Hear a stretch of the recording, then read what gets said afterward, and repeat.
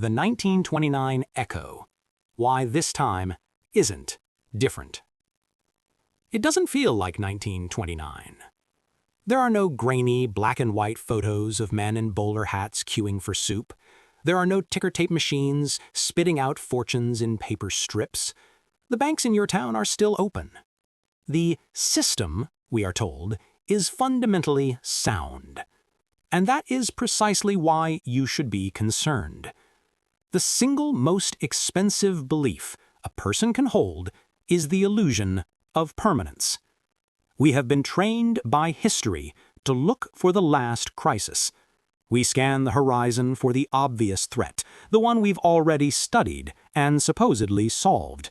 We expect the same headlines, the same images, the same villains. But history does not repeat, it rhymes. And today, the rhyme of 1929 is deafening, not in its appearance, but in its structure. The ghost of the Great Depression is not in our streets, it's in our balance sheets. It's in our psychology. It's in the very air we breathe. We are told relentlessly that this time is different, that our systems are stronger, that our experts are wiser, that the guardrails built from the wreckage of the 1930s, the FDIC, the SEC, the complex derivatives, have made us safe. This is a comforting and dangerous lie. The mechanics of today's global economy are not mirroring the causes of the Great Depression. They are a direct echo of them. The same human impulses, the same flawed incentives, and the same brittle concentration of risk are all present. The pattern is playing out again, just in a different language. We must decode the patterns. The first pattern, the euphoria of the new era. Context. In the 1920s, the world was high on a new drug, technology, the radio, the automobile, and the airplane. Crisis. This belief fueled a speculative mania. They used a tool called margin. Consequence, when the music stopped on Black Tuesday, 1929, the leverage worked in reverse. The debt remained, but the value was gone. Lesson: euphoria is a market signal for extraction, not creation. A correction is not a risk.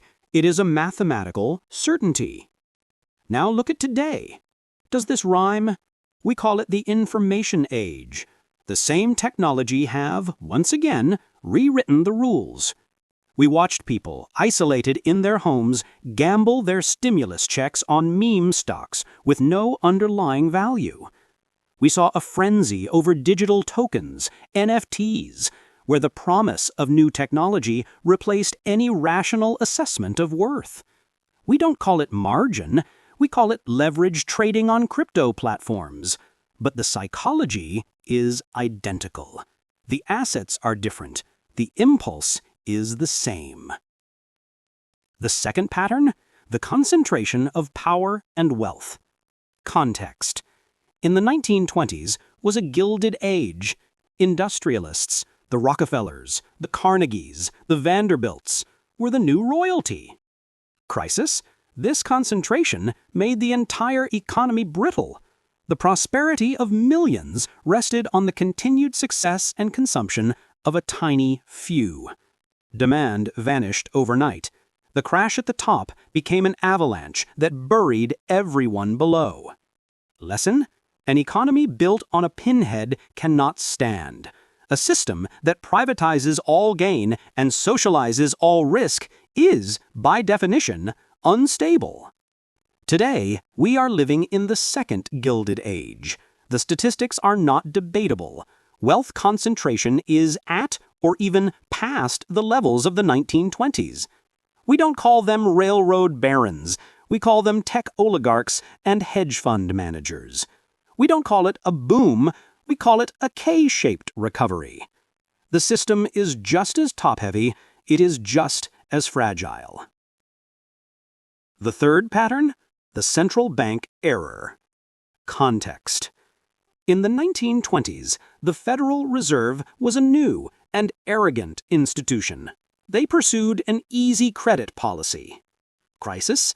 This cheap money flowed directly into the speculative cauldron of the stock market. The Federal Reserve spiked the punch bowl. Consequence? When the bubble burst, they panicked. They did the exact opposite. They tightened credit. They turned a severe crash into a decade-long depression. Lesson? Central planners who believe they can manage the economic cycle inevitably become its greatest victims. The rhyme today is so loud, it's deafening. After the 2008 crisis, they began the single greatest monetary experiment in human history: quantitative easing. 0% and even negative % interest rates. For over a decade, money was not just cheap, it was effectively free. Where did it go? It went into the greatest everything bubble ever known: stocks, real estate, corporate bonds, crypto, art. Now, facing the inevitable consequence of that printing, raging inflation, what are they doing? They are tightening credit at the fastest pace in history. They fed the bubble, and now they are systematically starving the economy. It is the same mistake in the same order. The fourth pattern, the debt supercycle. Context. The Roaring Twenties were built on a new idea: debt. Ordinary people used installment plans. Crisis? The entire system was built on buy now, pay later. The is of credit, which had seemed so strong, tore apart. This triggered a debt deflation spiral. The debt became a millstone, crushing farmers, homeowners, and businesses. Lesson? Debt is borrowing from your own future. A nation that borrows all at once has no future left. Today, we are not in a death cycle, we are at the end of a multi-decade debt supercycle, at levels that make 1929 look modest. We have pulled all the growth from the next 30 years into the present. We have used debt to paper over every problem. The bill is now due. The system is saturated. The rhyme of 1929 isn't just a comparison, it's a prologue. The fifth pattern, the collapse of global trust. Context. The world of the 1920s was deeply interconnected by the debts of World War I. The system worked only as long as the world's creditor kept lending. Crisis. When the US economy crashed, politicians passed the Smoot-Hawley tariff, a devastating trade war that walled off the nation. Consequence. Global trade shattered. It was a global contagion. The depression spread, fostering the nationalism and resentment. Lesson. When a system is too interconnected, one nation's failure becomes every nation's failure. When trust breaks, every nation races to the bottom. Today, we call our fragile system globalization. Our supply chains were revealed to be a critical single point of failure. Our financial system is a digital web so tangled a crisis in one nation's bond market can trigger a global panic in seconds. We are now seeing the rise of trade wars, tariffs, and the language of deglobalization. The system is fragmenting. The picture is now clear. Speculative euphoria, a dangerous wealth gap, central bank overcorrection, a mountain of unsustainable debt, and a fragile, fragmenting global system. It is not 1929. It is the same pattern dressed in modern clothes. We have gig workers leveraging crypto apps. We don't have railroad barons. We have tech platforms that control the flow of information itself. We don't have the gold standard. We have the full faith and credit of governments that are mathematically insolvent. The mechanism is different. The human impulse is identical. And the outcome follows the same iron law. Now, some will hear this and call it doomsaying. They will point to our social safety nets, our FDIC insurance, but they are missing the point.